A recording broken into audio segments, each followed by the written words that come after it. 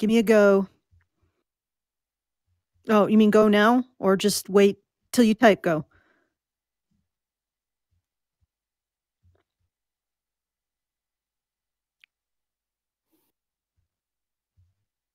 All right, I think we're ready. Oh my fucking god, I'm sorry, folks. The video we were going to review today, guess what? Brian can't actually look at it because reasons. Copyright, yeah, and the balkanization of electronic rights. So yeah, wait, I have actually we have no reason, we have no idea why that happened, but a video that me, Karen, and Mike can watch, because apparently this doesn't apply to the Commonwealth countries. Thank God for the Queen, but Brian can't. So he's going to chime in, probably with a great deal of lag, but we'll try to make this work. And apologies for the delay. We did not know until Brian attempted to watch this in Mike's SciTubes.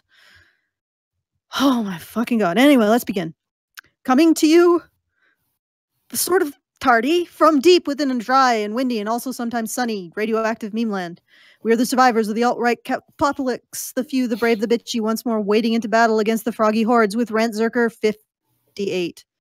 No, actually, I think it's 95. The Daily Show with Trevor Noah.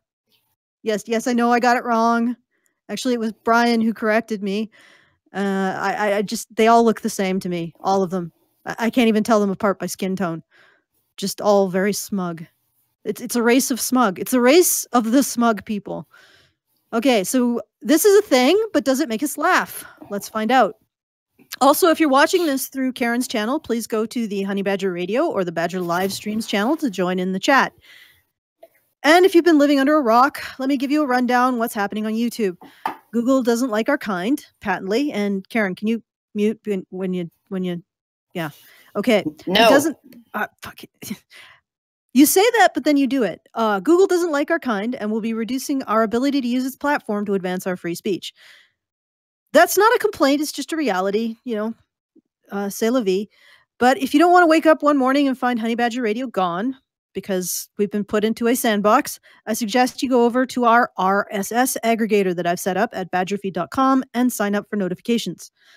Also, this stream will be gamified. We'll go through the entirety of this Daily Show clip, then we'll queue up the Emmys with not Jon Stewart, but the other one. Stephen Colbert. Stephen Colbert, also one of the smug people, for more keks and lulz. This will be a bonus content. Instead of editing after the first video, we'll continue as long as you supply us with super chats.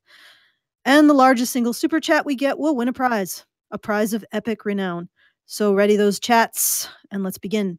And let's see if we can begin. So,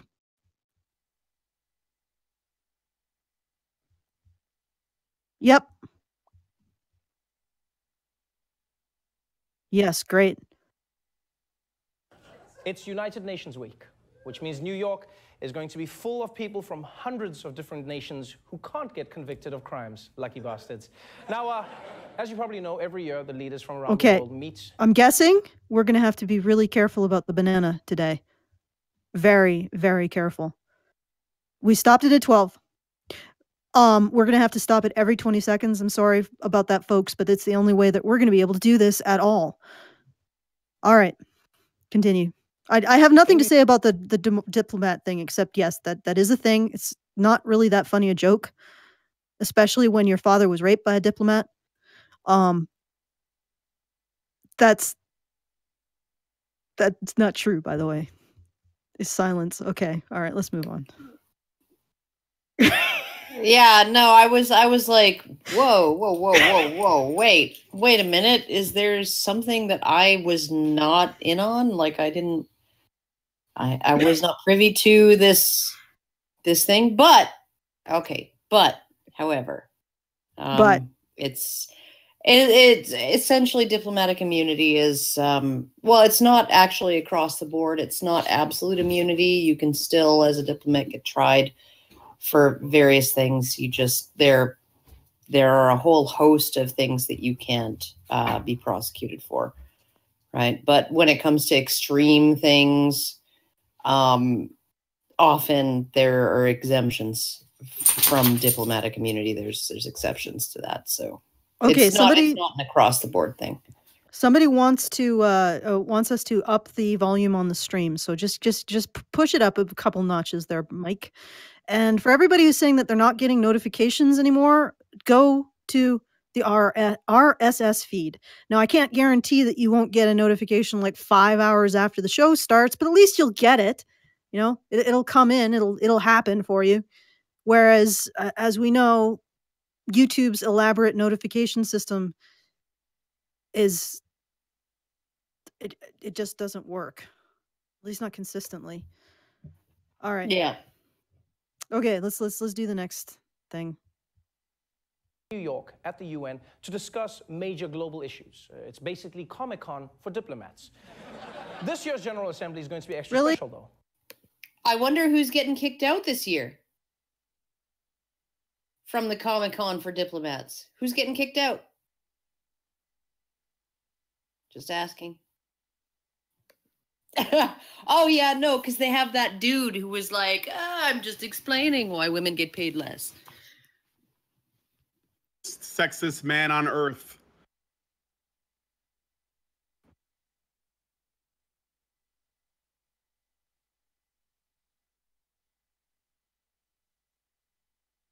Yes, indeed. Yeah, I think. Because it's President Trump's first. Yeah. And just in case world leaders weren't completely familiar with him, this weekend, President Trump on Twitter decided to reintroduce himself. An early morning. Okay. We're still caring about Trump, what Trump does on Twitter. Like, can't we all just politely ignore what Trump does on Twitter? It's like, you know, everybody needs a release valve. Trump's release valve happens to be 140 characters. You know, at least it's not booze. I actually, yeah, no, it's not or booze, astrology. But I actually really like, yeah, not astrology either. William Lyon Mackenzie King turned away boatloads of Jews who were fleeing Nazi Germany because his dead mother told him that he shouldn't give them asylum. So I'm not big on the whole taking advice from the dead or the stars brand of politics. But I will say that I don't think that Twitter is just merely an outlet for Trump. I think it's actually a way that he has harnessed to circumvent the media. He goes directly to the people, and he says what he wants to say directly to the people. And he was massively, massively big on having rallies too. That was one of the things that in his campaign for presidency, that was like, he was a standout in terms of actually holding rallies in front of large crowds of people, right? He is absolutely wanting to talk directly to the people. Okay, I got to interrupt you, Karen. Yeah. You got to stop for a second, because apparently the only person people can hear is me. What the fuck? Why would that be the case? Mike, you should check your audio output on the OBS. Make sure that it's using the correct device, like whether it's coming out of headphones or speakers, so that it picks up Karen's sound. I understand that your sound's not being picked up. That's what I saw people saying. So check your mic settings on the OBS to see if it's using the correct microphone, and check the audio settings in OBS to make sure that it's using the correct computer output. Because we can hear the video, and I think I could hear Karen. All right, okay, guys. And I'm just gonna start this all the fuck over again. Once we can hear Mike, once we fix that, I'm just starting this over again. I'm taking this stream and I'm going back. I'm turning around, going home. Okay. That makes sense. By the way, we got a super chat, right? Someone sent us a message. Might want to well, I'm always making things up great indoors. That's what I do. In fact, I'm just going to read the chat now. Yves La Renaissance, technical difficulties. Yup. Red Moon Blade, they're throttling us. No, probably it's a combination of YouTube's incompetence and our incompetence. And the two incompetents combined create this. Sorry, guys. Well, you know, all I know is like I essentially I had when I did my interview with James Damore, the moment I put my earbuds in, call recorder changed the audio track for his audio, and then when I just uploaded the raw file, everything that he said after I put my earbuds in was muted, right? But the raw file, when I put it in my video editor and rendered it that way, all of his audio was fine. It was just the most bizarre thing. There's all these weird, fucked up things that happen. So, Honey Badger Radio being the pinnacle of professionalism as always. It's the perfect storm of incompetence. Well, can you all to be hear fair, everyone yet? Can you all hear me now? Can you all hear Karen? Okay, just tell us when you can hear Mike, okay? Chat. I can hear you, Mike. It's working. You're working. Yeah, You're I good. know, but it's the chat. good? okay, what about me? Oh no, Allison, I'm listening to the stream. Remember, I'm supposed to be listening to the Oh, right, stream. all right. Okay, so gotcha. I can hear you guys. Yes. Okay, Mike, we can hear Mike. All right. Okay, I'm just going You to can- say, I'm just going to put it this way. Because Brian is sick, or was diagnosed with cancer, we had to train up a whole bunch of other people to be able to stream. Because we have had to deal in the same time as Brian got diagnosed with cancer, we had to deal with YouTube fucking everything up for us. We had to change everything. And this is the result. So yeah, I guess you could say we're incompetent, but we're still here and still trying. Okay? I think that's what matters. Now, let us begin again. All right, coming to you live from deep within a dry and windy and sometimes always so incredibly bitchy radioactive meme land. We are the survivors of the alt-right apocalypse, the few, the brave, the unsettled, once more wading into battle against the froggy hordes with Rant 95, The Daily Show, with Trevor Noah. I'm not going to do that joke again because it's old, but yes, I originally called it John Colbert because I just can't fucking tell these people apart. And I know that Trevor's browner, but that doesn't matter. Smug knows no race. Okay, so we're gonna cover this daily show clip and see if it actually makes us laugh. Because it doesn't matter how, edginess doesn't matter. Humor does. Okay, and if you're watching this through Karen's channel, please go to the Honey Badger Radio or the Badger live stream channels to join the chat. And, if you haven't been aware, YouTube periodically takes away our live streaming ability and also takes away people's ability to receive notifications from us and unsubscribes them for no apparent reason. I'm not going to say that YouTube hates us. I doubt that's the case. We're just not a priority, which, it's understandable because we say things they aren't really interested in promulgating. Jonathan McIntosh, he's a priority. Honey Badger Radio, not a priority. All right. So, if you want to actually receive notifications of our events, please go to our RSS aggregator at badgerfeed.com and sign up for notifications. Also, this stream will be gamified. We will go through the entirety of this daily show clip, then we'll queue up the Emmys for more keks and lulz. This will be bonus content. Instead of ending after the first video, we will continue as long as you supply us with super chats. And this largest single super chat will win a prize of epic renown. So, ready those chats, folks, and let's begin. Okay, let's try this again. It's United Nations Week, which means New York is going to be full of people from hundreds of different nations who can't get convicted of crimes. Lucky bastards. Now, who does this guy want to rape?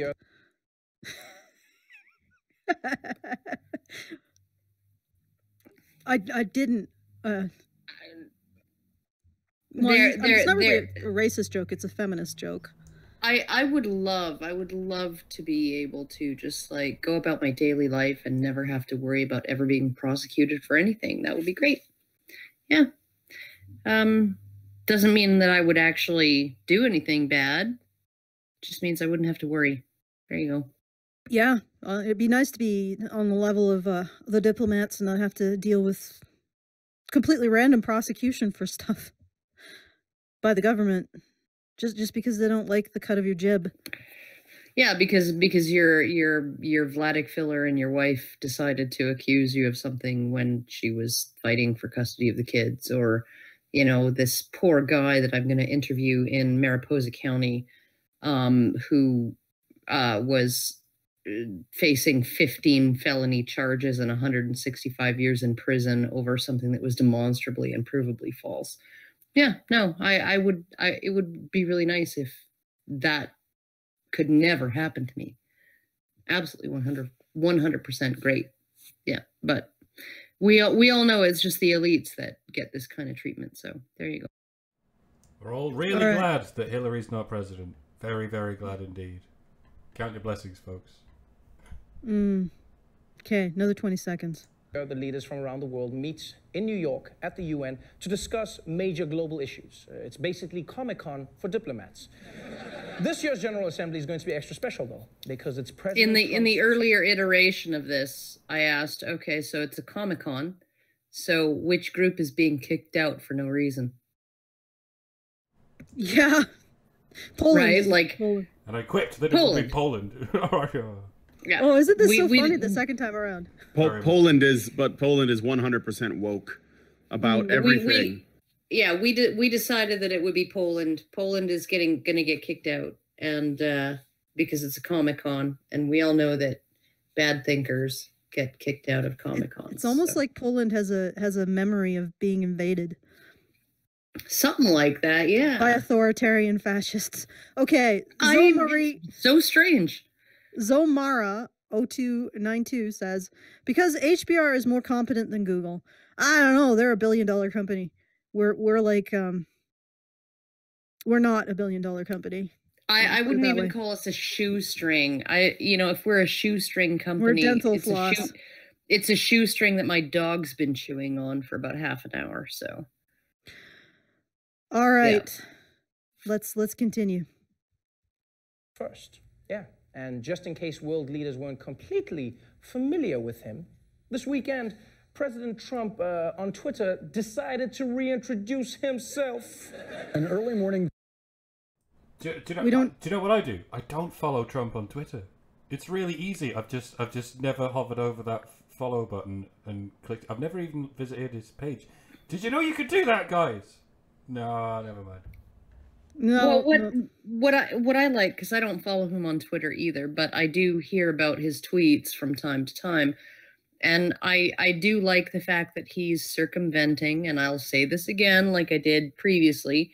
I like the fact that he's circumventing the news media and speaking directly to the people. That was one of the reasons why I think he was elected, was because he had more. I think he had more rallies.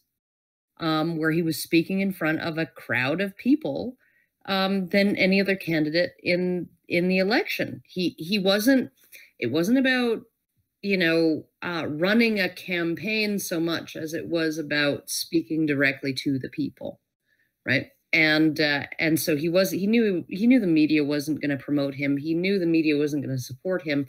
So what did he do? He spoke directly to the people. Right. And that's how he got his support. And I think that that's what he's doing with Twitter now. It's not because it's an outlet for him. Allison said something about, his Twitter's an outlet for. I don't think that's what it is at all. I think it's a way he can do an end run around the media and speak directly to the people. So that's how I think he's using it. I'd like to add that I do follow him on Twitter because I'm curious about the stuff that he tweets out. And the thing is, if you don't follow him on Twitter and you just hear about what he tweets through the media, then the media will always cherry pick and look for the stuff that they find the most egregious or stuff that they can twist to sound egregious. But the majority of his tweets are relatively benign. The majority of them are just like, I did this today. With regards to talking to these diplomats, or I went to this country, or I spoke to this politician on the phone, or whatever. I'm going to go to this rally. For example, this morning he tweeted out about the hurricane that's currently hitting Puerto Rico, which I'm concerned with because I have family that live there, and it's supposed to be really bad. Like there are people saying if you don't seek shelter, you're probably not going to survive this hurricane. I mean, Puerto Rico is about 35 miles wide, and the eye of the hurricane is like 20-something miles wide. So it's completely covered. Like there's no safety there. And the phones are down. We don't know what's going on. And Trump tweeted about it saying, we're going to send help. or help is on the way down there right now, or something along those lines. And he's put out a relatively benign tweet saying, our prayers are with the people of Puerto Rico, and we're going to send help.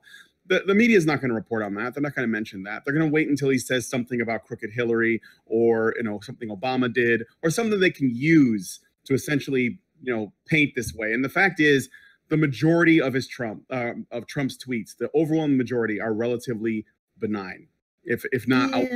Yeah. And it is an outlet to talk directly to people. Yes. So I'm gonna do my opposition. As much as it is, like, I can understand the desire when somebody talks shit about you to talk shit back. It never works. All it does is spread more shit and give people more shit to use against you. This is one of the things that I've sort of lived by. People talk shit about me, and I don't see anything, like, if it's not a legitimate criticism, like something that you can actually, like, oh, the term Wehrman actually blah blah blah is not attested by that. I mean, that's legitimate, okay? But lots of people talk shit about this channel, about me, and there is nothing legitimate in it, so I ignore it. I would suggest that would be an approach to take if you're a public figure of even, like, considerably larger renown. And so I mean, that would be my opinion about this whole thing. Of course, at some point it may become necessary to talk shit about someone. So I mean, it's a fine line. Anyway, we got some more super chats. Do you want to read them, Brian? Yes, we do. I can't see them because I'm in the wrong. Okay. Well, I'll read them. Brian, I'll read them. They're in the admin live show Discord. I'll read them. I will read them. Joey Jojo sends $6 and says, I have this in the background as I play Mega Man Zero on my tummy and look at pics of Kat D and Christina Hendricks.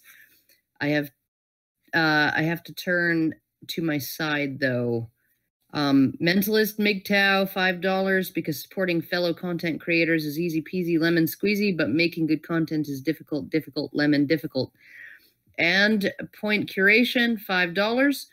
And this is the one that I think everybody needs to actually do, is for wrongful prosecutions, check out Feminism Keck or / Diana Davison. And he spelt it wrong, everybody does.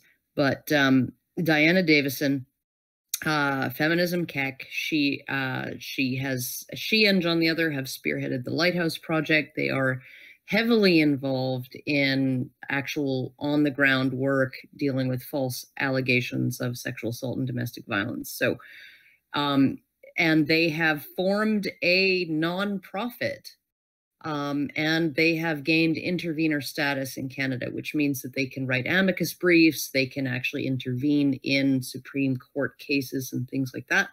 So, absolutely go check out her videos and support them any way you can. She's doing really good work, and I think that she needs all the help she can get in terms of being able to do that. So, yeah. All right. And yeah, that's a good initiative to support. So go do that. See, we don't have to actually fight amongst ourselves. We can support each other. Anyway. Well, no, I mean, like Diana Davison and I had a little bit of a falling out. No, I wasn't referring to that. No, but I mean, like we've mended our fences and our bridges and all of that, and we, like, I think that she does absolutely stellar work in what she does, and it's something that I would never be able to actually do.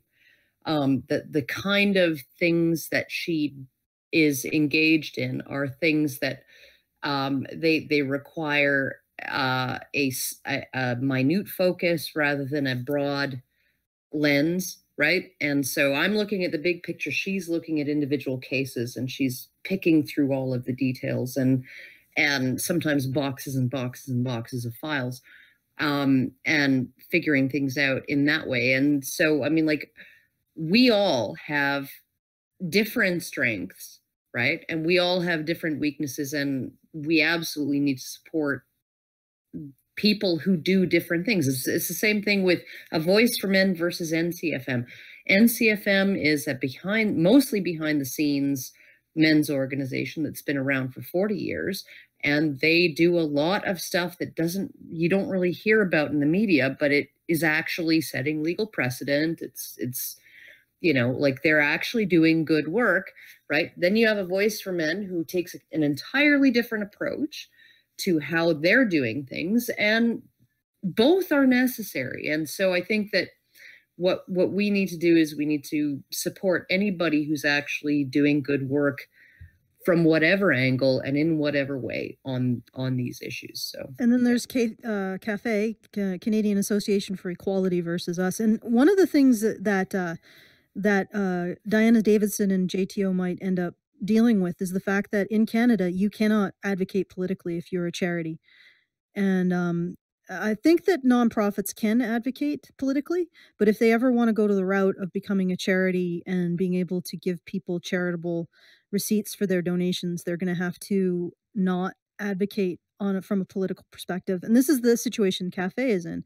CAFE can create certain types of support for men, but it cannot oppose things like feminism, and it can't be seen to oppose things like feminism, even though feminism is culpable for creating an environment that is directly harmful to men's mental health.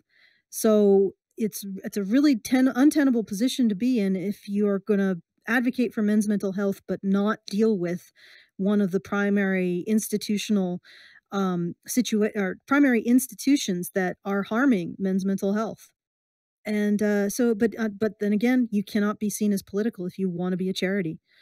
So it's a fine line that they walk, and in a lot of ways, I think we fill in the gap there in opposing the feminist effect on men's mental health and their political and social well-being.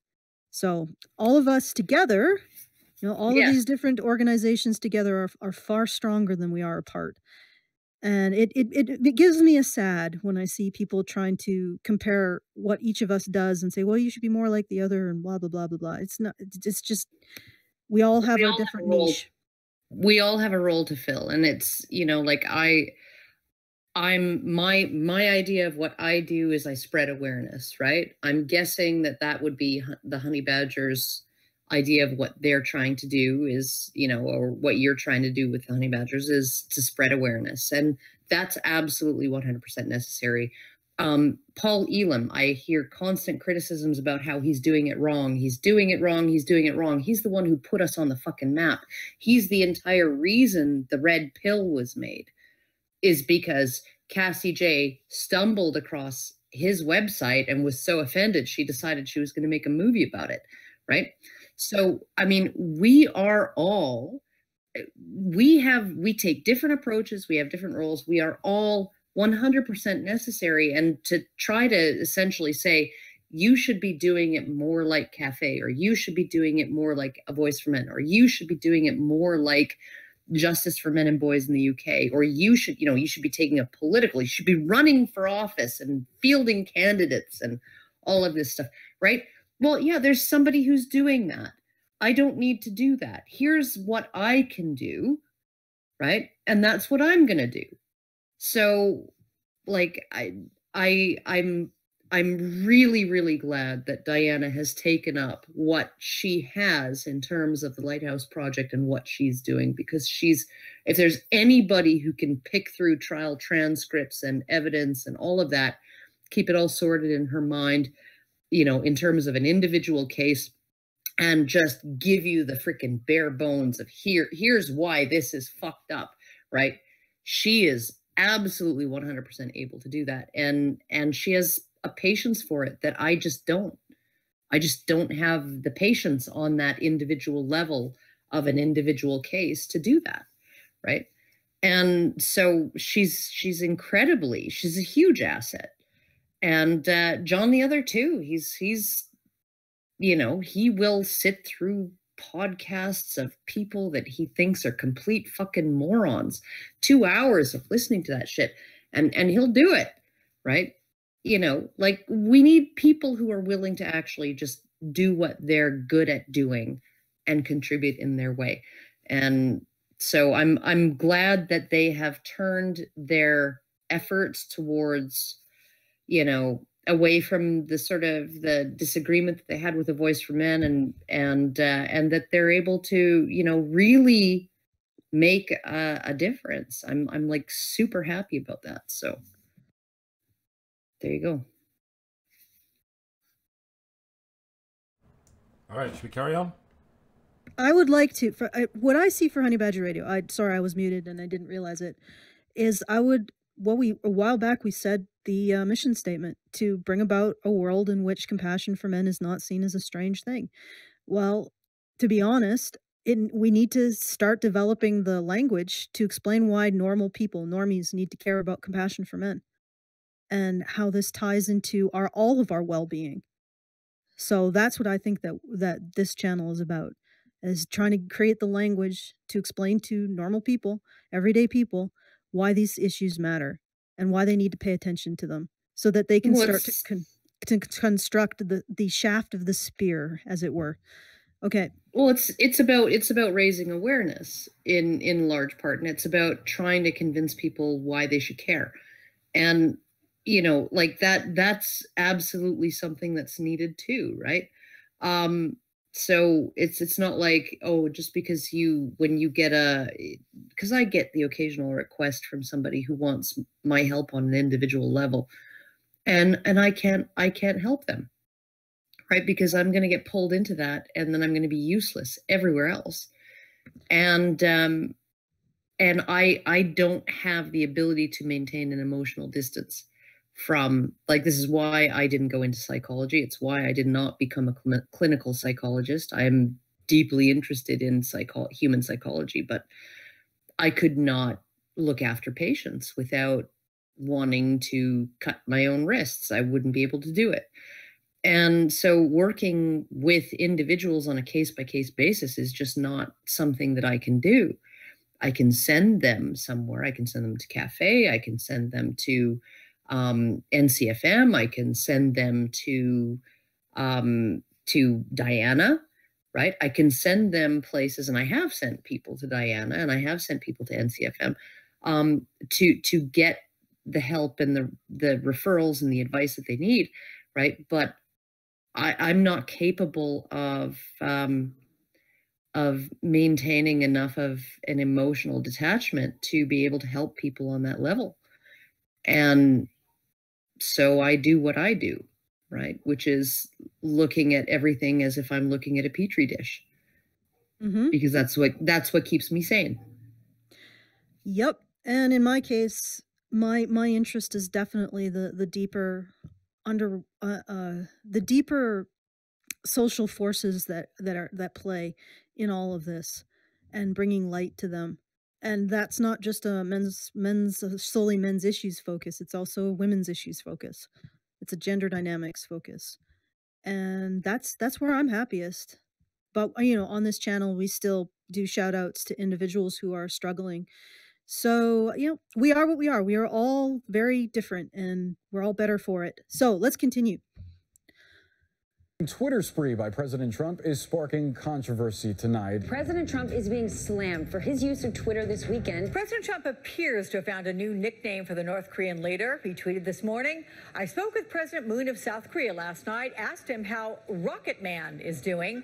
Long gas lines forming in North Korea, too bad." Okay, all right, wait. That's sort of funny. Yeah, it is. Like, okay, so North Korea, Kim Jong-un is like firing rockets. Yeah, Rocket Man. Makes sense to me. Okay, continue. It's great to know that if America is ever in a war of bitchiness, President Trump's got it covered. Oh, wow, that's too bad. We don't finish this off. Let's respond once he's done. Rocket Man. We've tried diplomacy. Now we've got to try sass. Unlock the sass code. That's funny. We have tried diplomacy. We have fucking tried diplomacy with North Korea. That's all we've been fucking trying, right? Nobody has bombed North Korea. Nobody's gone in and done fucking bombing runs over North Korean cities, over Pyongyang. Nobody's done that. Nobody's given them the Dresden treatment or the Tokyo treatment, right? You guys realize that more civilians died in traditional bombing runs over Tokyo than died in both nuclear blasts. Okay, and we've never fucking done this with North Korea. Oh my God, they're like, we're gonna get nukes and then we're gonna nuke all y'all, right? This is what North Korea is saying. We're gonna develop nukes and then we're gonna nuke you. And like, even Russia wasn't saying that shit. Russia was like, we're going to develop nukes and then we will have a recourse if you launch your nukes at us, right? That's what Russia was saying. That's what the Soviet Union was saying, right? Pyongyang, right? North Korea is saying, once we get nukes, you guys are all fucking toast, right? How many decades have we been dealing with this shit? Since Maybe the some Korean sass War. is in fucking order. Is Trevor Noah running interference for North Korea just so that he could take jabs at Donald Trump? Does he just realize that where his fucking priorities are? North Korea is doing fucked up shit to its own people. Really fucked up shit. I mean, Well, have you seen like the its own stories? people? But Yeah, Brian, to their own people, Brian, as well but as other Brian. people. With all the famines, all the torture, all the nuclear launches. Fucking cannibalism. There are people okay, eating each other in North Korea because they don't have food. But Brian, shut up, Karen. But Brian, President Trump is sassy. Yeah, on Twitter. One of the most interesting things that I read about North Korea a couple of years ago was that women, on average, earn 10 to 100 times what their men earn in North Korea. You know why? You know why? Because the government is the employer, and only men and all men and only men are forced by law in North Korea to have a job, right? And the only employer is the government. And the government doesn't necessarily have the money to even pay you your 10 cents an hour, which is a pittance, right? So you have these guys who are working because if they don't show up for work where they've been told, they will go to prison. Okay, so you have men who are doing this because it's involuntary servitude, it's slavery to the state, right? You show up for work or you go to prison, you will get paid your 10 cents an hour. Meanwhile, your wife is growing a garden in the backyard and she's trading vegetables for this, that, and the other thing, right? And she is earning 10 to 100 times what you're earning. And they've got all kinds of fucked up bullshit going on between men and women because of that. Because now you have women who are saying, why do I even have this man? He's just dead weight. He's dead weight on the family. Right? And I should just fucking verbally abuse and humiliate him. And then when he hits me, after I've provoked him verbally and humiliated him and called him worthless and useless over something that he has no control over whatsoever, a way in which he is enslaved and I am free, right? And I do that and I berate him and humiliate him and emasculate him and he slaps me across the face, then I can cry, domestic violence, I need feminism. Okay, let's continue. Yeah, the short story is you got, from left to right, you got your dicks, you got your assholes, and you got your pussies. I think you all know how the rest of the speech goes. Wouldn't it be fun if that was a way you could fight? Because instead of nuclear weapons, you had sass. It's like, you ready? Unlock them. But there's no key. You're just like, yeah. What the hell's wrong with that? Who knows? I would prefer all global conflicts be resolved through SAS rather than cluster bombings and, nuclear strikes and CIA operations and things like that. Just SAS. That would be a wonderful world. That's what we do in the House of Commons. When Americans see that for the first time, like the Prime Minister and the opposition just yelling at each other and laughing. It's a good way to run government. I wouldn't go as far as some Eastern European countries who actually beat the shit out of each other in the House of Commons. But you find the Do you remember? Do you remember, Mike? There was this one, and it's available online, but somebody was like upbraiding Margaret Thatcher because the opposition was upbraiding her because under her watch, the rich had gotten the difference in income between the rich and the poor had gotten wider, not narrower. And she said, okay, well, you know, and she was so freaking glib about it. It was awesome. And just sort of like she leaned on something and was just like, oh yeah, oh yeah. But she said, okay, so what you're saying is because everybody in this country, their standard of living has gone up, right? So what you're saying is you would rather the poor be poorer so long as the rich were less rich. You would rather have the poor poorer so long as the rich were less rich. And it was like I was just like, damn, right? Even if you don't agree with her, you're like, damn, that's some fucking sass. Mm-hmm. What's wrong with sass to sass warfare instead of, you know, radioactive fallout warfare? maybe what's his face in North Korea should brush up on his sass. That would be awesome. If he could give some sass and like forget the missiles and shit, that would be good. Yeah. Instead of using missiles. I wonder what comedy is like in North Korea. Do they even have comedy there? I understand they have like one television channel and it's operated by the government and their news comes straight from the government. The people of North Korea are extremely sheltered. But I wonder what their comedy is like. What do they even joke about? Can you tell jokes? I think they're illegal. Okay, can I? I'm going to just point some stuff out. Yes, the leader is great. Ha ha ha. I want to just point some stuff out. Okay.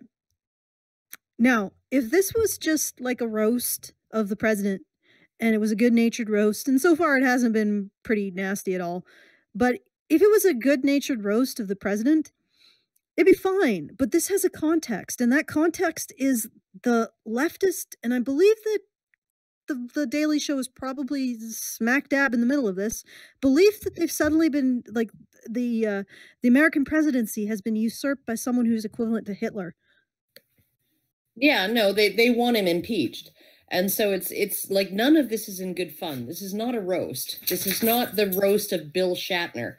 You know, where Betty White famously said, you know, many of you probably don't know I once had sex with Bill Shatner. Oh, it was horrible. The groaning and the sweating and the heaving and the panting. And finally, I just had to tell him, Bill, you got to hurry up and finish. We're going to be late for the roast. That's good fun. Okay. That's good, especially coming from someone like Betty White, right? This is not good fun. This is not a good-natured roast. This is not my kid telling me he roasted me like a volcano, you know, and then dabs because that's what it does. It'd be nice if this is not that. It'd be nice if the left was also engaging in sass to sass combat. So instead of like going to their fainting couches every time Trump tweets, maybe they could just sass back and not talk about how he's Hitler. Yeah, not talk about how what he said was like highly offensive to any right-thinking human being, but to just make fun of him, like and make fun of him in a way that's like friendly, the way I make fun of my guy, you know, like when I threaten to murder him, he knows I don't mean it. Like he knows I'm just talking shit. Like shit when you threaten to right?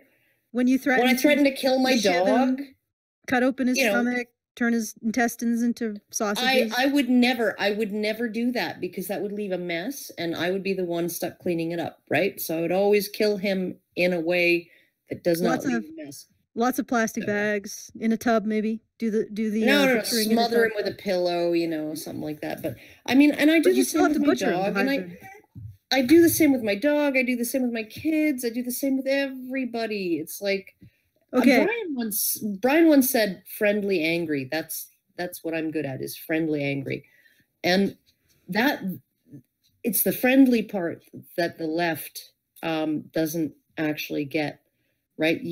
there is such a thing as friendly angry, and the why I ought to smack you kind of, that's friendly angry, but they don't get the friendly part. It's interesting how Trump can actually be friendly angry at the guy who heads North Korea and is throwing nuclear bombs around. Because he calls him Rocket Man. He calls him Rocket Man. That's teasing. And it is teasing, and I think that he's basically just taking the teeth out of the guy. Like, North Korea has been threatening to do shit for a long time, and this doesn't mean they wouldn't ever make good on it. But the fact is, the only protection they have right now is their sort of shaky alliance with China and China. But I mean, if that changes, and all it takes is, basically for China to get a better offer, I think. And if that ever changes, North Korea is pretty fucked. And so, I think that it's important to what I think Trump's doing. And I think this is the only thing you can do when you're dealing with North Korea. First off, we've been dealing with them for decades. And this is the first time in a while, to my knowledge, that our American presidents have actually addressed it, pretty directly, just like he's addressed Islamic terrorism directly. He's called it by its name. And I think that if you want to take North Korea seriously, which you should do, but it's a combination of things. One, you let them know, I'm not going to put up with your shit, because basically it's just like Kim Jong-un is basically just like throwing a little tantrum over here, and he needs to be called on his shit. So he's calling him on it, saying, if you fuck with us, then we're not going to stand by and let it happen, which it's not a threat, it's a warning. And then on the other hand, he basically calls him names. He calls him Rocket Man, because the guy is worthy of some ridicule. But and if Kim Jong-un reacts in a way that is extreme, like, well, fuck you, I'm launching missiles, then it just shows that he doesn't actually have any control, and that he is not he's not something we should worry about. It's like The Onion. The Onion used to run these comedic articles. I remember there was one where they said North Korea attempts to launch missile, but Windows 95 crashes. And then they did that in when we were into Windows fucking XP or something. So it was way after Windows 95 came out, and that was the joke. That they have this backwards old ass technology, and they're trying to do modern shit, and The Onion got away with it. So. It's like Tobiscus or whatever his name is. What does the facts say? Is a parody of What Does the Fox Say, and it's all about Kim Jong-un and his latest technological acquisition is the fax machine. All right. Okay. We need to move on though, because my back is hurting. Okay. Oh my God. We know Trump is definitely taking Kim Jong-un seriously now, because he's officially given him a nickname. Yeah? You realize he only does that with all his greatest enemies. Low Energy Jeb, Little Marco, Lying Ted. We'll know when Bob Mueller is about to indict Trump for collusion, because he'll suddenly start calling him Fake Sam Waterston. Actually, that's a good one. That's actually quite amusing. Fake Sam Waterston. But no, he does. And if you go and you watch some of Scott Adams' videos about Trump, it's all about branding. And yeah, if you're important, then you're going to get branded by Trump. He's going to create a brand around your name that conveys a certain message. And I mean, it's part of the reason why I think he won. Please clap. He does things that other people do, like the normies, not you guys, but no, not the normies, but you make fun of things. Like I call Jonathan McIntosh J-Mac, because it's easier to remember, and it also isn't using my husband's name to refer to him, which really pisses me off. A lot of people call him Josh McIntosh for some reason. I don't know why. But yeah, it's great. I love by the way, I love Low Energy Jeb. That's actually, there is something so appropriate about it, and it's actually made him more famous with more people, especially young people that talk about his low energy. It's actually why people know him now, and frankly, it's well deserved. He is low energy, just Low Energy Jeb. Okay. Yeah. No, this makes Trump appealing to people who like memes and sass. Like, don't you guys like when did the media stop liking sass? Is when the media stopped liking sass? Is that when they all went to shit? Like, seriously. They love sass when it's coming from the right people towards the right targets. Yeah, that's what it is. Yeah, no, but the thing is that's fine. But the sass is fine. In fact, I'm seeing less of it. More as the sass is eclipsed. It's eclipsed by outrage, which is like the exact opposite of sass. You can't take somebody, you can't tease someone or give them silly nicknames if you're trying to paint them as literally worse than Hitler. You can't do that. True. Yeah, so no, low energy. You know, being called low energy or little is actually pretty benign compared to being called literally Hitler. Yeah, and a fascist. Yeah.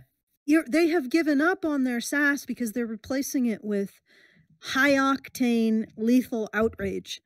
And I would say that I don't have a problem with them sassing the president or sassing anyone who they want, because that means they're still in that cooperative state where you're saying, yeah, we're gonna be smarter and wittier and more intelligent than you, but we're not going to use a threat narrative to try to get you killed. Do you see the difference? They're still in that place of combat, but it's a cooperative combat. Once you start bringing in the threat narrative, you're starting to set up a situation where you're regarding someone as subhuman and worthy of much more Allison, the difference between the two is so small and so subtle and so like essentially microscopic that you might as well not even mention it. You know, like there's absolutely no difference at all between the narrative that that Jeb Bush is a little tired and he's a little bit you know, his demeanor is a little bit like not crisply ironed, right? He's a little bit he's got low energy, right? There's no difference between that and saying that Trump is like literally Hitler. Like, I mean, okay, there's a difference, but it's so small and meaningless as to just be essentially non-existent, you know. Yeah. Okay, let me put it this way. Is what I'm saying. Yeah, no, I know you're being deeply sarcastic. If somebody uses the nickname low energy Jeb, is someone with a high powered sniper rifle going to be thinking about, oh God, this guy is so low energy, he needs to get a bullet through his brain? No. But if somebody is calling Trump literally Hitler, and there's that same guy with a high powered sniper rifle thinking about that being this, oh God, he's literally Hitler, I've got to put a bullet through. You see the difference now? It's the difference between insulting someone and demonizing them and dehumanizing them. Absolutely, 100%. And I agree with you. It's like, and I don't know how to stop it because left-right politics in the U.S. is becoming more and more and more polarized, right? And demonizing. They should wish that Trump's sass comes back to their political process in a big way. Because sass, he has weapons of sass destruction. Yes, but this is what he should. This is what the left and the right should be supporting. Is this kind of, you know, harmless back and forth. This harmless, you know, like you and your uncle debating something over dinner, right, at Thanksgiving, rather than like an actual freaking call to arms and call to kill people, right? Like. Yeah, and to be honest, I would support this particular Daily Show. I'm hoping that it stays in this vein. Some of the jokes aren't hitting their target. Some of them are sort of clever and funny. And it's mostly sass. That's fine. This is how the political process should be. So far, the Daily Show, you know, some of it's been Some of it I've actually found funny. But this is the kind of thing I would like to see in the political process. Sass to sass combat. Because sass is a recognition of the essential humanity. Calling Jeb low energy isn't going to compel anyone to do violence to him. Calling Trump literally Hitler is.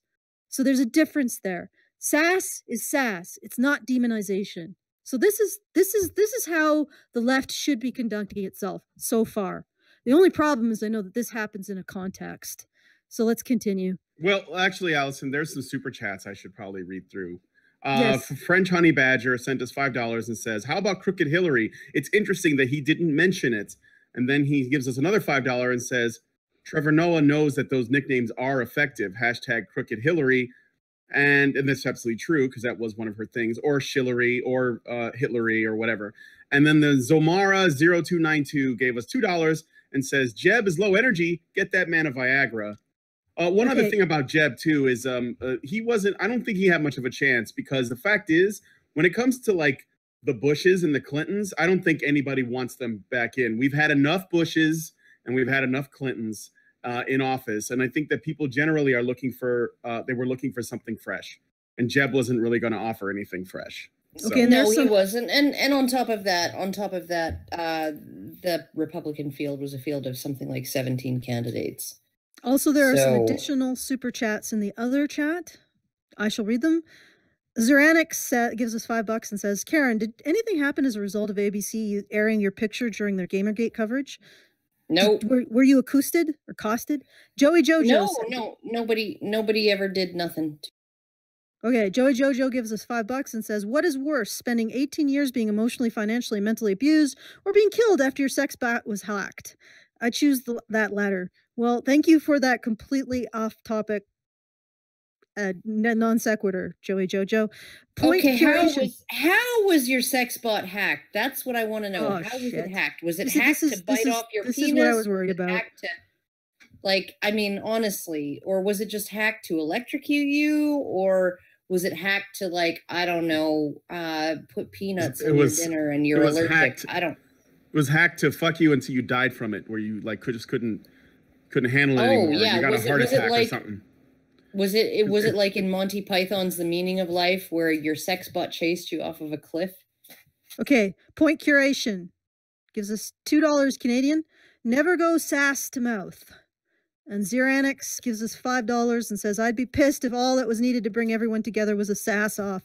Why would you be pissed? That would be relatively awesome. Well, I think what he's saying is that because we avoided doing it that way for so long and so many people died, when if we could have solved it without any violence whatsoever, that's all.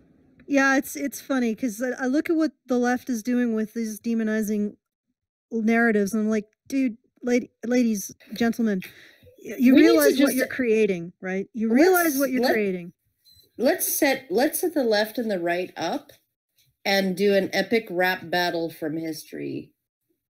Yeah. The left versus the right, and see how they it can be like the one that they did between Nikola Tesla and Thomas Edison, and we'll see who won, who's next, all of that. Yeah. Next 20 seconds. But don't electrocute any elephants, because it's badong. Oh, and it wasn't just Kim Jong-un. This weekend, Trump showed that he's still trying to get back at Hillary for losing to him. The President of the United States retweeting a video on Twitter that shows him hitting a golf ball and then the golf ball striking Hillary Clinton and banana. Oh, seriously? Like, this is okay. Let's see it. Let's see this. It's the wrestling meme all over again. Fucking, they haven't learned. I know. It's hilarious. And this is when the threat narrative comes in, isn't it? Okay, continue. You see it there. The President of the United States. Oh my God! No, that was just she tripped over the step, right? And this was one of the reasons why people were worried about electing her president, was because she was wearing the Fresnel glasses, because of her massive fucking head injury that gave her double vision for like 2 fucking years or some shit, and she was tripping over herself for the entire 2 years. She was like falling downstairs and stuff, right? And people were like, that's maybe not, like, if she's got some kind of weird brain damage going on, we don't necessarily want her as president, right? So this footage of her getting into the plane, this is just her tripping over the fucking stairs, getting into the plane. And so it's just like somebody put together these two completely unassociated pieces of footage, and we're like, yeah, no, Trump was totally like aiming at her head when he, you know, drove that golf ball. And it's like, I would tweet that. That tweet, that GIF is just, it just says pwned. That's all it is. It's just like pwned. Pwned. Right? Fucking pwned. All right, should we carry on? Yeah. Okay. United States retweeted that this morning. Why? They're laughing, Trevor. They can't help laughing because that was actually funny. They've been staring at your unfunny fucking mug for years and they've finally seen something funny. Sorry. Why? That's the official question of the Trump administration. This administration brought to you by Why? With additional support from Okay, all right, stop, banana. Okay, so essentially they're getting upset over something that's just slightly funny. And once again, it's coming into that demonization. Somehow they're making it more sinister than it is. It's just a silly meme. Yeah, no, and it's like, and they're saying it's that why is the official question of the Trump administration. Why? Yeah, no, people who actually are able to think, you know, and process things and not be like, I understand why he would retweet this. It's fucking funny. That's why. It sure is a hell of a lot more funny than like some sort of gory, disgusting image of him with his head decapitated. Like, that's not funny at all. And, you know, he had every right to do it, but it wasn't funny. You know, it really wasn't. You know, if these guys keep this up, where they basically take memes and like animated GIFs overly seriously like this, it's not going to serve them very well. It just shows that they're really out of touch when it comes to internet culture, and that is a growing one. Like the young people of today, teenagers of today, this is what they thrive on. This stuff they really enjoy. And when Trevor Noah comes out, he thinks that he's like got his, you know, finger on the pulse of what's going on, that he can make this kind of commentary. He's just showing that he's really, really, really out of touch. And this is actually going to hurt them more than they think it's helping them. It actually makes them look really fucking prudish and really out of touch, like parents, basically. Like, why would you do this? This is mean, you know. And it's parents, like the old Scott Adams said that the left, the young left, has essentially taken the position of the old man sitting on his porch yelling at children to get off his lawn. Except not as funny.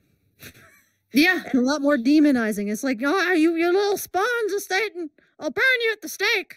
Like that kind of thing. You little bad seeds, you should all be slaughtered by your parents. Like, I'm just blown away because Scott Adams said it. He said, like, how is it that a 70-year-old man, right, was able to take the entire left press and make them look like the old guy, you know, brandishing his fist and say, hey, you kids, get off my lawn, right? And then just like, I don't know, thug life himself or something like that, right? Like, this is really... I sense memes coming up. How does a freaking 70-year-old man pull that off? I think Trevor's about to show us. So let's do another 20 seconds. Oh, and by the way, news anchors, if you're going to describe memes, you can't keep using your news voice. It just sounds weird. Kermit is sipping tea and seems unconcerned with the events surrounding him. If you're going to use memes, you can't simultaneously create a towering head of outrage and use memes, because memes are irreverent by their very nature. I just think this is Trevor Noah lecturing people on how to deliver jokes. We're in that fucking universe, folks. R.I.P. Worst timeline. Funny. Unintentionally funny? Okay. Oh, hey, wait a second. He's lecturing them on using broadcaster voice to describe a meme. How about turning memes into racist, bigoted Nazi symbolism. Like saying that memes, which are inherently innocent and irreverent, are somehow manifestations of the deepest evil of the human psyche. How about not doing that? Because isn't that sort of silly? Well, you know, if he actually explored that thought a little further, he'd realize that Hillary was like Pepe is, you know, the devil, and I don't know, this green creature that Trevor, I think he's virtue signaling his own Nazi ideology here. Why would he have a frog? Why would he have a frog? I know. Sipping Praise tea? Keck. Praise Keck. Praise Keck. Clean And your Jordan room, Peterson. Trevor Noah. Clean your room. But that's none of my business. We have a couple of super chats on the Badger live stream. Weeping Willow gave us $2 and wrote, Trevor Noah sending Tommy Loren cupcakes proves that he's a hack. I guess he did. Then we got 10 euros from self-stealing stem bolts. And he writes, oh, you sassy FHB. Trump might be a literate Hitler. This is how it's written. I'm just reading it how it's written. But he sure acts like to have some conf with a living fat Korean god. Trevor Noah, why you? Why? Hein. Huh? In English. I don't know what that means. And then General Jack Ripper gave us $50. Thank you, General Jack Ripper. And writes, I bought this super chat so Allison would have to read it again. So I guess you have to read it, even though I read it. Nope. You read it. Okay, I read it. That'll have to do. Fulfilled our obligation, and I guess General Jack Ripper is going to get yet another gift. So, because so far General Jack Ripper's $50 is the highest single super chat. I said there. I corrected myself. Super chat that we've gotten. Super. Yes. Super chat. Look.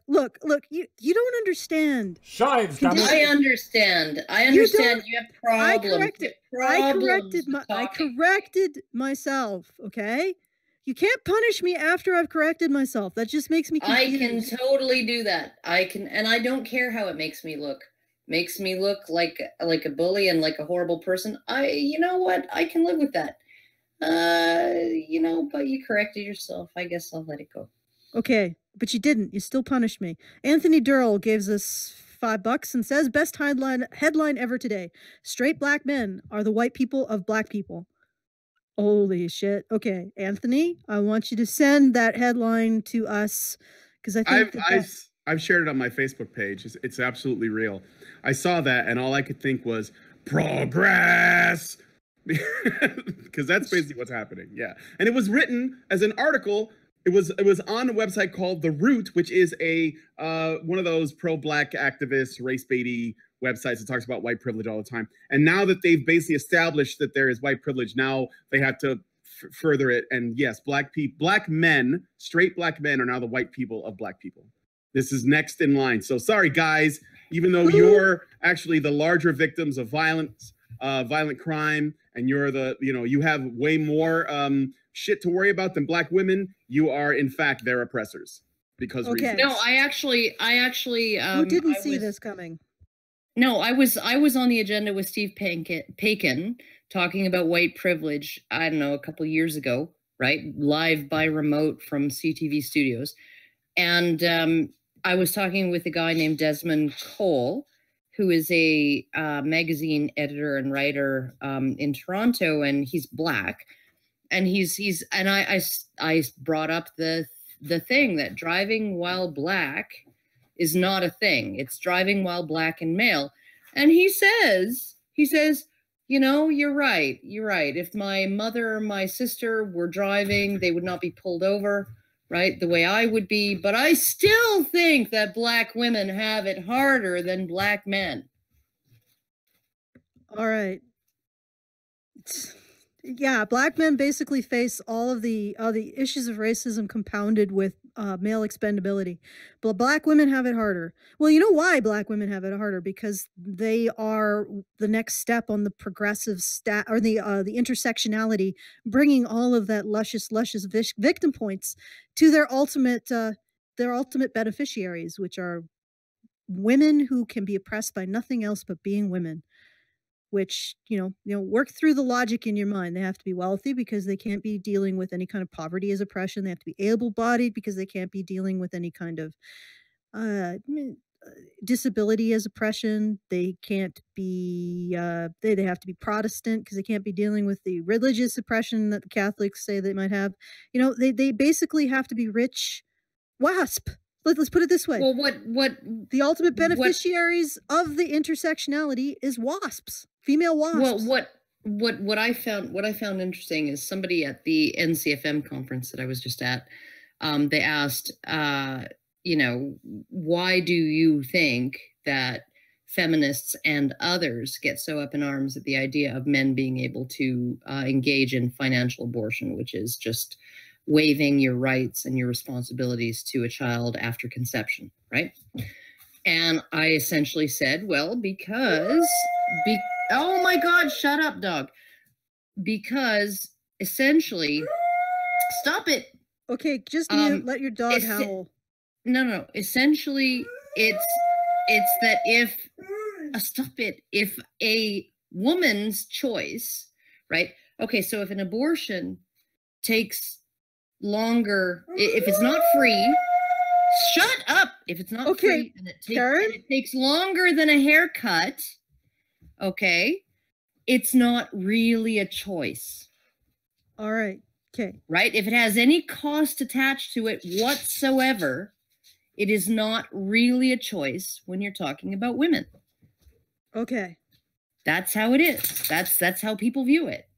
Yeah. Well, essentially what I was saying is that when you understand these issues, when you research them in depth, you realize that the issues that people care about most and pay the most attention to are those that are seen as exclusively facing women.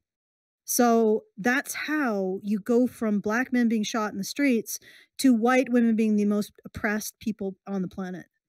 Because people care more about issues that are faced only because they're women. So not because they're poor, because they're a poor men, not because they're black, because there are black men, not because they're disabled, because there are disabled men, but just because they are women. These are the issues that people want to deal with and they enjoy dealing with.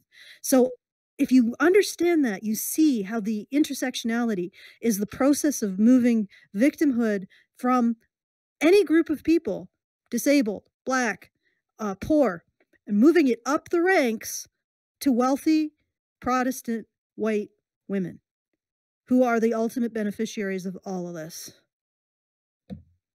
A couple more. Oh, go ahead. Yeah, I should probably do this because I think we got a little bit of a battle going on here. Okay, so French honey badger. Yes, I know, and I was actually like, oh my fucking God, French honey badger, I'm gonna put a moratorium on you sending money in because I have no gifts left to give you. You're like completely. I every time I see you give us money, I'm like, oh shit. I have this feeling of dread. I'm like, I don't have any. I have to invent something new to give you. But anyway, we were saved because Zomara 0292 gave us $65, and just to be a huge tool, I'm spending a day's wage. Who is the fool now? If I win, I want a cookie and a hug. Oh, I see you there, Remy. You or French honey badger.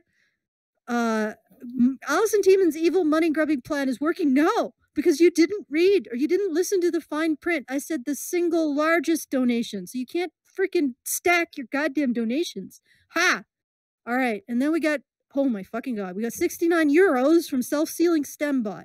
You know what? It's a French deal and a French fight now. Let's booze for me. Less booze for me, but I don't care. I can be sassy too. You don't know me. This is getting really surreal. Like, but at least I don't have to send anything to French honey badger because literally I don't have anything left. He's got everything. He's already got everything. All of the figurines, all of the bookmarks, all of the everything. Everything. And not just that, he's got everything and he always wins the fucking raffles. Like he's not just like everything because he's one of the highest patrons. He's everything because he's always fucking winning. You're too lucky. So much winning. It's like you're gonna get tired of winning. Just to get tired of it.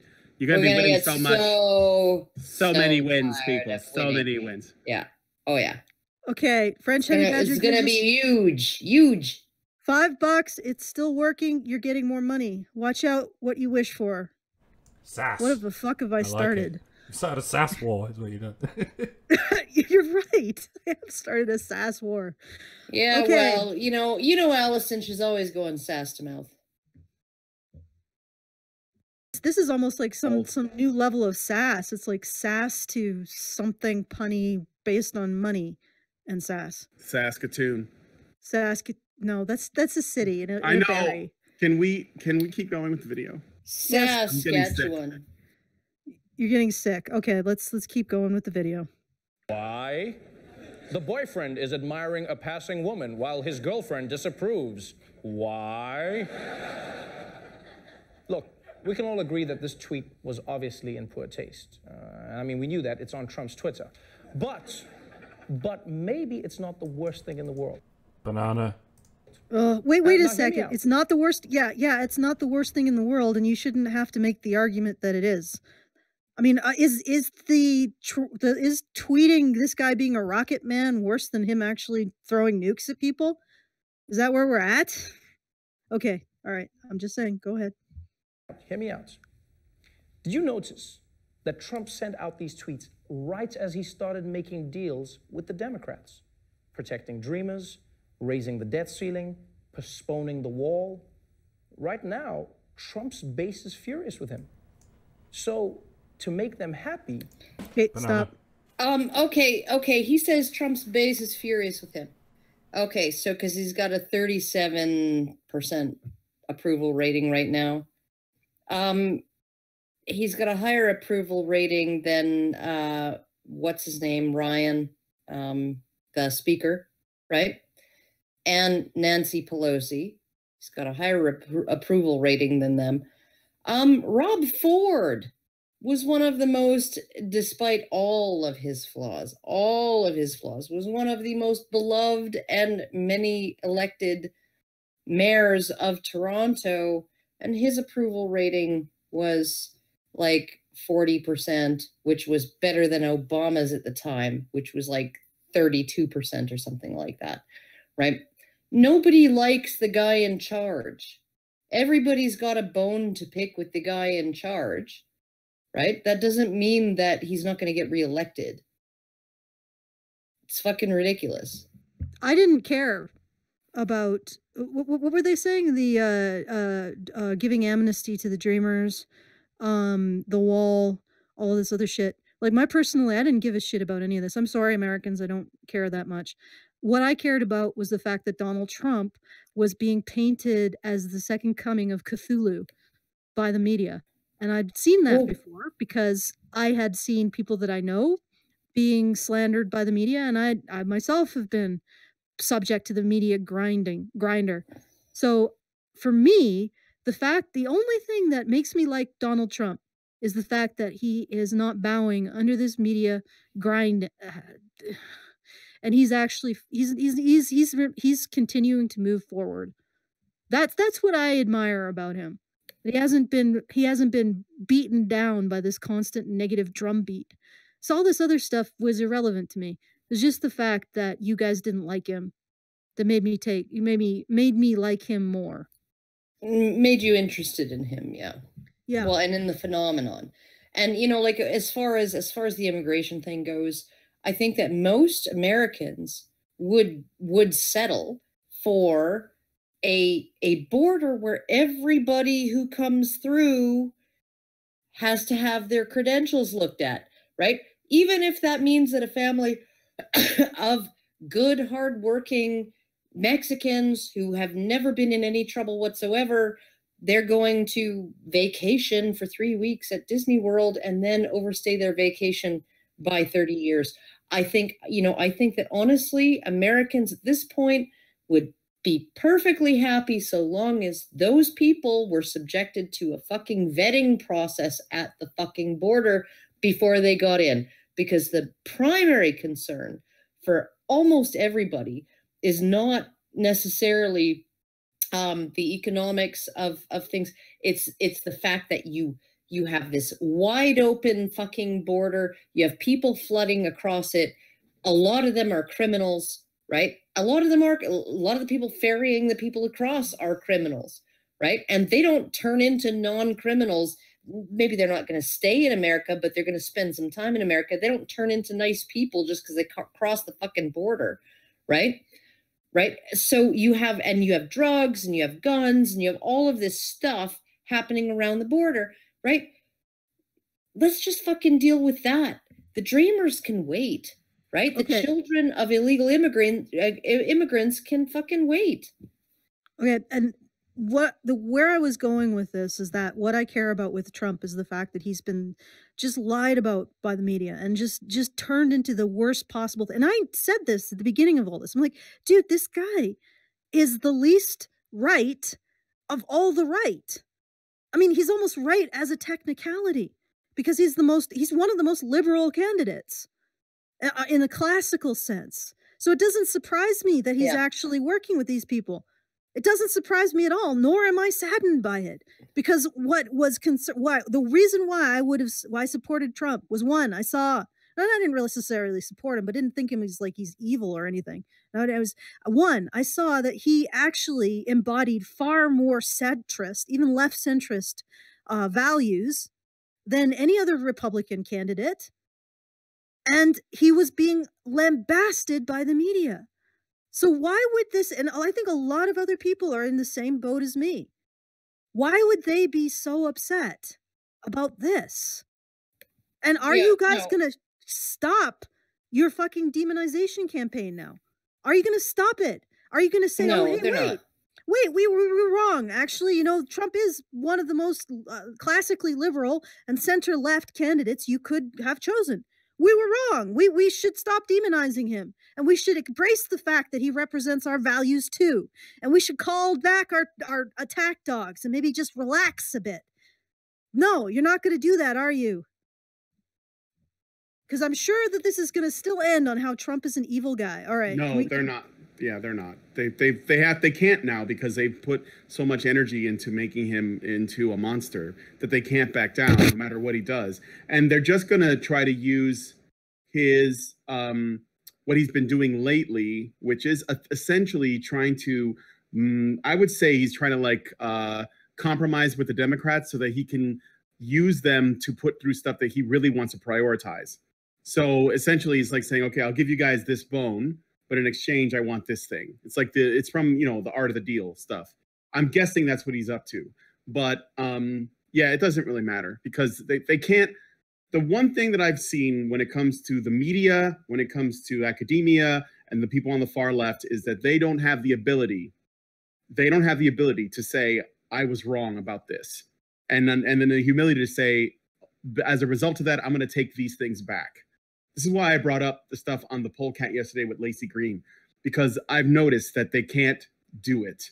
So I don't expect that would happen. I mean, there is the odd person, Jonathan Pye, right? When he uploaded his thing over, and it was largely about Brexit, but it was right after Trump won, right? And it was essentially like the left has forgotten how to make an argument. The left has forgotten that we need to make an argument.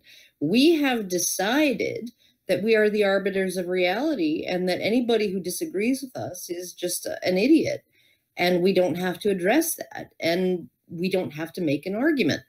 And so, I mean, I think that there are some random voices on the left who are capable of actually seeing how the left, the cathedral left, I guess you would call it, are alienating everybody else, including a lot of leftists, right? I think that there are some of them who can see that, but the majority of them are just going to keep on keeping on what they're doing because they know in their heart of hearts that they're absolutely 100% right, and that not just that they're right and the other guy is wrong, but the other guy is so wrong that his viewpoint does not even require any kind of consideration, right? That is where they are right now. That is the dominance that they have right now in media, and and they just end up looking like a bunch of freaking elitists. So now are you, Trevor, are you gonna roll back all the shit you said about Trump? Are you? Because this is where the real sticking place is. Even the people who are feeling betrayed by Trump right now are not as hypocritical as this. You are the ones who said that he is a monster, that he's literally Hitler, that he's some sort of tentacle beast from the depths of hell. You're the guys who said that. And now he's making deals, he's stepping back from some of his more extreme positions. Are you going to admit that this guy isn't Hitler? Let's do another 20 seconds. Let's find out.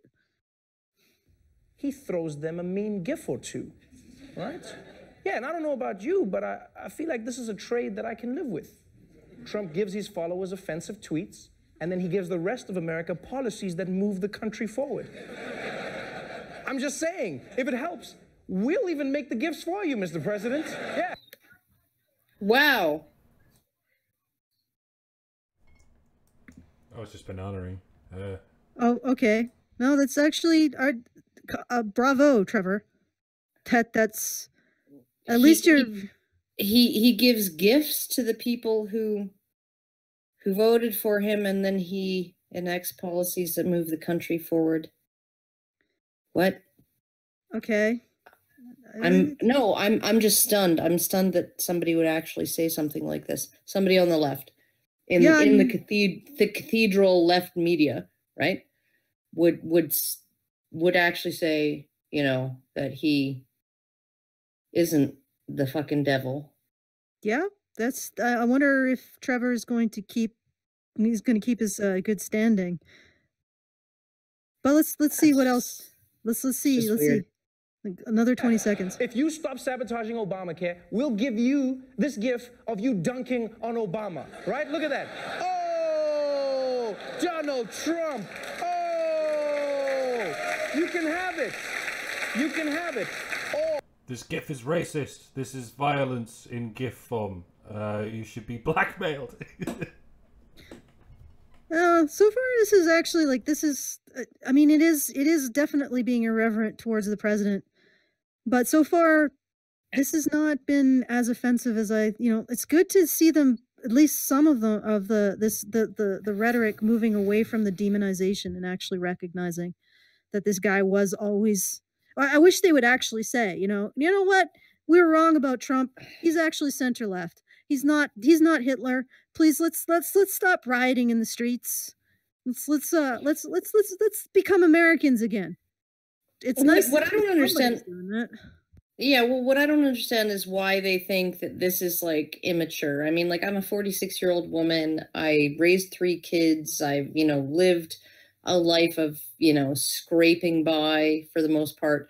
And yet when I see myself being thug-lifed in a video put up by somebody else, I'm like, oh yeah, that's me. I'm fucking thug life. Da. Yeah, no, I'm like totally, that I think that's totally cool. I think it's like, and it's flattering, right? And so when you have this, or it was the meme of the eclipse. This is actually a play on that one meme of the eclipse where Trump, his face occluded Barack Obama's face, and then, and everybody was like, is this GIF racist? Like, whatever. Like, it's not racist. Fun. It's fun. Yeah. Okay. God. We accept your gift of means, Trevor. Okay, continue. There's another super chat from French Handy Badger. Obamacare sabotages itself on its own.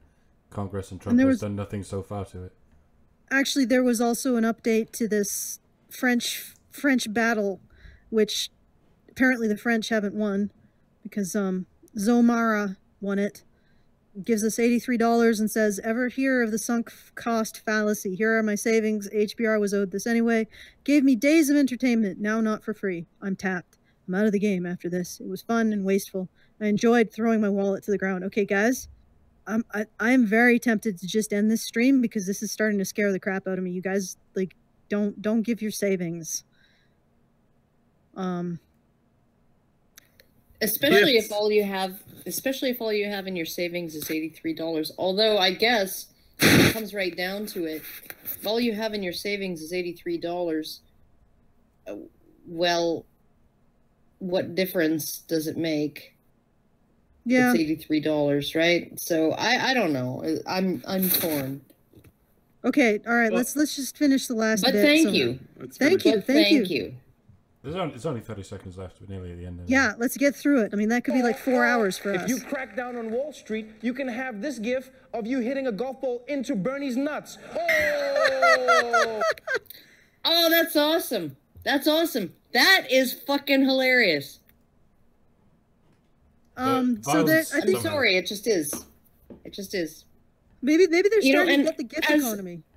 As a men's rights advocate, I feel ashamed to say that the sight of somebody getting nailed in the testicles by a golf ball is something that I find amusing. I don't feel ashamed of it, because if it was Hillary getting nailed in the cunt by a golf ball, I would also be laughing. Yes, or in the boob.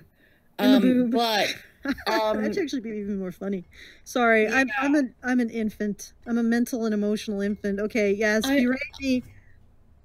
I'm not supposed to laugh at this kind of thing, but that was actually genuinely funny, and I'm sorry, it just is. And people have accidents all the time, and sometimes their accidents are funny. And like, you remember that one fucking video on YouTube where she's like the little girl with the dog on a leash, and she's like, go, and then it starts going, and then it like she trips and like lands on her face, and it's like, go, wah. Just go watch it. Go blah.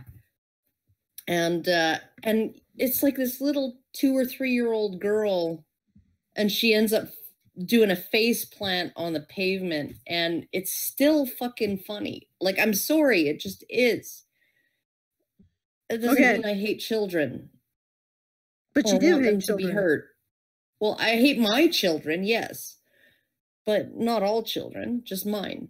Just theoretical children you don't hate. Okay, let's finish the last 21 seconds. Oh, and then Bernie's like, joke's on you, my balls are at my knees. So what do you say, Mr. President? Let's MAGA, meme America great again. Okay, all right. Overall, I give that a B-. I like moving towards the sass, the sass... using sass as a political lubricant rather than these fucked up threat narratives, recognizing that Donald Trump isn't fucking evil and that they can actually work with him. Did we mention what French Honey Badger said about Obamacare sabotaging itself?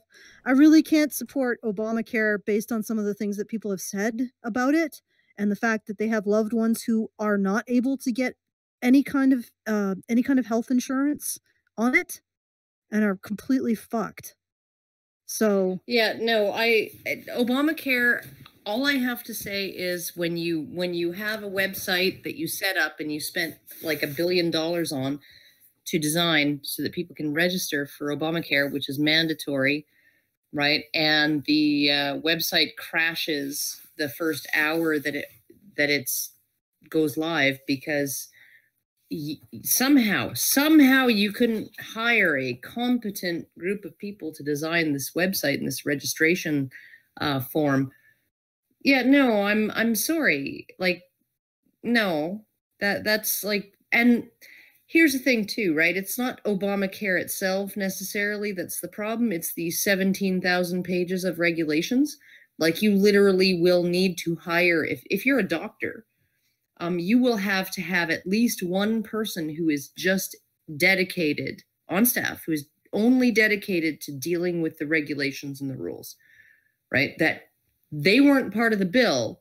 They're just the shit that arrived in the mail a week later, right? 17,000 fucking pages of regulations and rules. So no, it wasn't that bad. Let's move on to something that might actually be a little bit more cringy. Let's do the Emmys with one of the smugs. I don't know which one. We'll do it until Stephen Colbert. Zolmaru's Snapchat or Super Chat runs out. Please, Okay, guys, let's not do this crazy run up again. But I am glad that Remy, or sorry, French Badger, was out of the running now because, like I said, I have no fucking clue at what I could give him now. Anyway, let's queue up the next one. Okay, yes, Brian, go lay down. Don't worry about it. We'll take over from here. Mike, are you there?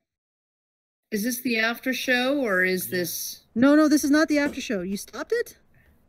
Hang on. Are we still live? We are still live. Yes. Are we supposed to be still Okay. live? Okay. Yeah, we're supposed to be still live. Okay, so Stoner Logic gives us $5 and says, "I like hearing Canadians say sorry." Also, fuck Antifa. Joey Jojo says, "Dolly Parton just stood there and looked so awkward." Base titty gif.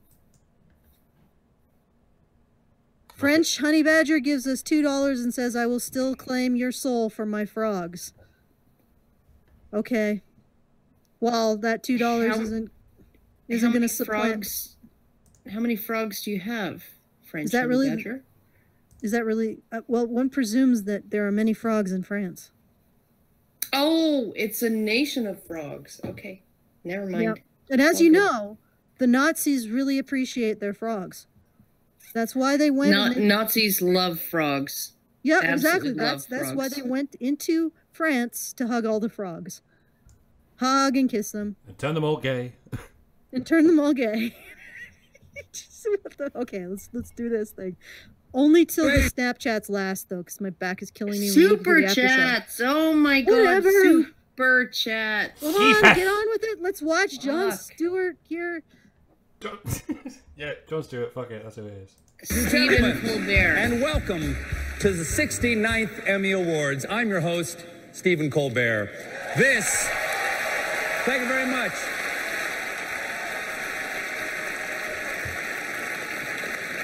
This is exciting. Can you feel this is TV's highest honors? Us. Yeah, I'm on the edge of a seat, Stephen. Celebrating us. Tonight, we binge ourselves. Can you feel it? Seriously? No, I think he's actually in private, like. I think he's actually making fun of the self-congratulatory nature of these awards shows. I actually was unaware of the fact that they still do the Emmy Awards, so or that there's actually still such thing as actual TV. So yeah, TV's what the fuck I thought it was just HBO and Netflix now, and iTunes and stuff. By the way, Karen's bitch gives us €5 and says this dog wants to throw in a bone as well. Woo! Yeah. Well, my dog is in the final stage of her first heat, and so she stopped bleeding, but she's still in the primary danger zone of being fertile and receptive, and really wanting to go outside all the fucking time, and so she just wanders around sometimes and just howls, just because she wants to howl. Self-sealing Stembolt gives us €2. We are the true cat. You are already assimilated. Yes, we're all secretly French. We've all got a little French in us. Oh, maybe a lot of French. Here comes one of my kids home. Your kid sounds like your dog. Okay. No, well, he's just coming in the door, so it's like thump, thump, thump. So and some scrabbling that sounds like a dog. Okay. Mike, do another 20 seconds. This room is crackling with the collective energy of people who, for the last 48 hours, have consumed nothing but distilled water and Crest White strips. All the nominees look so beautiful this evening, so happy, so hopeful. Just a reminder, if you... Banana, by the way, did anyone understand those brand references he made? Just because that no, might as well be an ad. That was an ad, I think. Yeah, but they were also vaguely insulting of the crowd in the self-congratulatory. Yeah, they've only drank bottled water and consumed Crest White strips because they're much more concerned with their appearance than anything else. So yeah. Well, I'm sure he's been slipped a few shekels for those product placements. But, you know, whatever. You do win. Don't forget to thank everyone who helped you get up here, mainly Game of Thrones for not being eligible this year. Now, personally, I have to take a moment here to thank CBS Chairman Leslie Moonves. I literally have to thank him. It's in my contracts. Banana. Why is that funny? Can somebody explain it to me? It's essentially, it's like when I opened my speech at NCFM last week with, first off, I'd like to thank Harry for inviting me and also for being so damn good looking. And then saying that the only thing that rivals his stunning good looks are his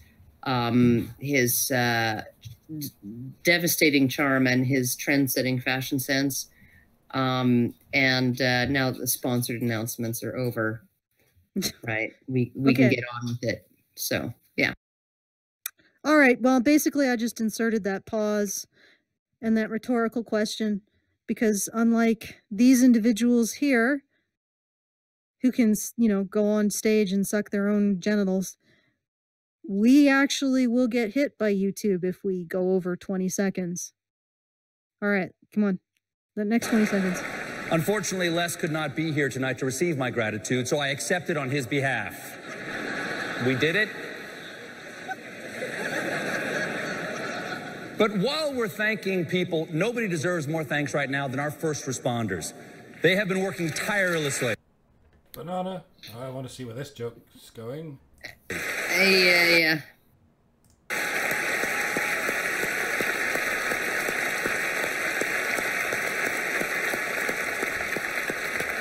They have been working tirelessly following the disasters in Texas and Florida, and we have to thank also the friends who showed up with the food. Banana, this had better be really good, Stephen. There was 10 seconds of applause just now. Neighbors with boats. Well, I just wanted to add something. Like, did you notice how everyone was, like, doing the serious face? Yes, but I mean, this might not actually be a joke or a setup for a joke. It might just actually be a nice sentiment, so... I don't know, there's just something so plastic and fake about all this. Like, I mean, at the same time as you say, yeah, let's congratulate the first responders, I mean, you embrace a methodology that treats them like they're the problem with the world. Because let's face it, first responders are almost universally male. And they're universally male because men have a greater level of testosterone, which means they deal with risk better than women. But at the end of the day, we have an entire liberal elite that says that, you know, class warfare between men and women, with men winning because men are horrible people. I don't know. I mean, I guess I shouldn't bring this up necessarily right now, but I'm pretty sure all of these people agree with that particular notion. Okay. Continue. The nuns with chainsaws, the complete strangers who stepped up to help rebuild. And if you haven't donated to hurricane relief yet, you still can by going to handinhand2017.com and giving generously. I believe Billy Eichner is still... Is that Sarsour's charity, you know, where she's no, but taking it could be just as dodgy as that. Relief funds for the hurricanes, but then sending them to, like, the Coalition for American Islamic Relations or whatever? I don't know. Just wondering. So, I can look that up. Yeah, well, I'm just saying, you know, when you're talking charities, you have to be actually careful these days. In fact, I've heard the Red Cross isn't necessarily the best place to send your money. So. Okay, I'm looking things up, so just keep going. Don't expect me to do the next 20 seconds here. Standing by to take your call. How's it going, Billy? Stephen, I'm on the phone.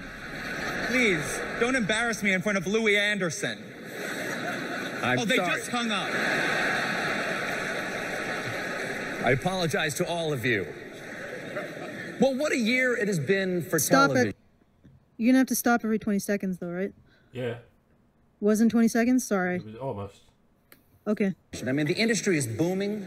There were over 450 original scripted shows made this year. Of course, there's no way anyone could possibly watch that much TV other than the president, who seems to have a lot of time for that sort of thing. Hello, sir. Thank you for joining us. Looking forward to the tweets. Banana. And there have never been more platforms to get your TV than right now. You have broadcast, you have cable, you have Amazon, you have YouTube, Hulu, Vudu, Netflix, Vitamix, you have Vimeo, you have Twitch, you have Crackle, Crunchle, Bumble. You gotta hand it to him. It's difficult to remember a long sort of list like that. Weetabix. Snapchat. You got Snapchat. You got what? Super chat. Snapchat. We got Snapchat. But no, it's anyhow. Go on. Just keep going. I don't have anything. I can't find the charity associated with this hand-to-hand hurricane benefit for hurricane relief. I'm still looking. Hand in hand, a benefit for hurricane relief. So where did the money go? Who got it? I still can't find that. No fucking idea. And you have to be careful. Even like I know a guy, the guy who runs the nonprofit Victims of Immigration Fraud. And when there were mudslides and stuff down in, I forget where the fuck it was, Colombia or something like that, right? Or Central America somewhere. He wanted to go and donate not money but actual supplies and go there and deliver supplies for rebuilding, digging people out and rebuilding. And the Red Cross was like, no, we're not going to help you do that. So he managed to join a small church group who had maybe had 20 people go down there on a school bus, right? And he contacted them and they said, here's what you need to buy. You need to buy shovels, you need to buy screwdrivers, you need to buy nails and hammers and, all of this stuff, right? And fly down. We'll meet you at the airport, have all of this stuff shipped down with you. And we'll meet you at the airport and you can help us. And he spent a month there helping people rebuild. And he said he never saw the Red Cross once. He never saw the Red Cross show up until until the crisis was over. And then they showed up and they were like, we're in charge here now. I'm looking at all these websites and none of them list the actual charity that hand in hand the money goes to. It's really bizarre. Like, why wouldn't they say the hand in hand, a benefit for Hurricane Harvey relief that's going to the money is being handled by X group of people? Like, yeah, no, they won't. They don't have to do that, right? Like, and it's no. So you have to be really careful. Proceeds from the telethon will benefit several charities, including the United Way of Greater Houston, Habitat for Humanity, Save the Children, Direct Relief, Feeding Texas, and the Mayor's Fund for Hurricane Harvey relief, administered by the Greater Houston Community Fund. Okay. Do we I'd know? I'd have to look closer at those ones, but I think that is there transparency there? Because everybody thinks that the Red Cross is like a super useful, wonderful organization. But I mean, this guy that I talked to, he was there for like almost a month before the Red Cross even showed up. And they were taking donations the whole time for this particular crisis. Mm-hmm. Well, I'm just wondering if maybe the United Way, I'm looking at United Way first. And just to see where the money ends up going. Because I know the United Way definitely triages, women and children first. I'm not even concerned about that. I'm just hoping that they triage the victims of the frickin' hurricanes before they triage their frickin' board of directors. Well, they probably do that first. Like, let's face it. Huh. Okay, well, that's interesting. All right. Okay, well, let's continue. I mean, all right, let's go. Yeah. Flurp, Uber Eyeball, and DintyMoreStew.com. Oh, yes, it's going to be in the trades tomorrow. Dinty Moore has a 10-episode deal with Martin Scorsese. Rumor is Liev Schreiber is playing a brooding chunk of meat. Banana. I'm imagining a banana and a brooding chunk of meat talking to each other. This is boring as fuck. It's a little bit boring. Yeah, it's kind of dull. A little bit boring. Okay, well, we'll continue this until the super chat runs out, the $83, and then we're just gonna slide on to the after shows so we can continue to be bored by this there. All right. I might actually not be in the after show just because my entire freaking household is now upside down and freaking noisy. All right, well. All right. Yes. Just like that, but with carrots and potatoes around him. Of course, these days, everybody loves streaming video. Just ask Ted Cruz.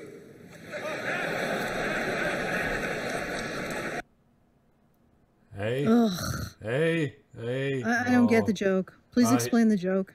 Ted Cruz, or apparently his assistant, tweeted as an example of cuck porn. Or is it incest porn? Something like that. It was some. Oh yeah. No, there was somebody had tweeted some porn, and Ted Cruz or whoever was in charge of his account at the time retweeted it or something, or liked it. Oh, or that something thing. like that. Well, wasn't it like could have possibly been accidental? I'm pretty sure it was accidental. It's still and funny, also. though. Okay, let's continue. I mean, it's just sort of an embarrassing incident. I wonder what's in this But not guy's... first. You want to just walk in. Netflix alone raked in 92 Emmy nominations this year. Yeah, sure. Why not? Not everything in the new media is necessarily on a different side from the old media. Let's never forget that. And may I remind you, 5 years ago, their hottest show was a scratch DVD of Finding Nemo. Now we've got amazing shows like Stranger Things. Millie Bobby Brown is here tonight.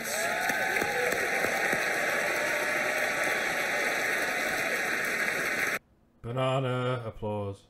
I don't know why I put this. She's amazing in that show, proving once and for all that there are roles in Hollywood for women over 12. Of course, premium cable still has a ton of great shows. I am sure HBO will take home a lot of Emmys tonight. Banana. Which they'll have to melt down to pay for next year's hacker ransom. Too soon? Does anyone get that one? No. No, I'm losing to the will to live at this point. Yeah, me too. Like, this is so fucking boring. I can see why nobody watches television anymore. Why the fuck anyone would watch a celebration of a medium that nobody watches anymore, I don't know. Like, I'm trying to think of the last time I watched regular television. I mean, occasionally I watch Netflix, but... I do have to say that I think that girl in Stranger Things is really cute, but probably because people tell me that I look like her. So... Well, that was fascinating. That was absolutely fascinating. You know what? We're done here. Like, this is too fucking painful. Let's okay. If you guys want to join us for the after show, please go to www.patreon.com/honeybadgerradio and become a patron. For the individual Zomara 0292, please send your information to topic@badgerpod.com. That is the address that you want your item shipped to. And I will ship you something. Thank you for saving me from having to figure out what the fuck to send a French honey badger. Anyway, good night. Shut it off. Shut it off, Mike. Yeah. Good night, everyone.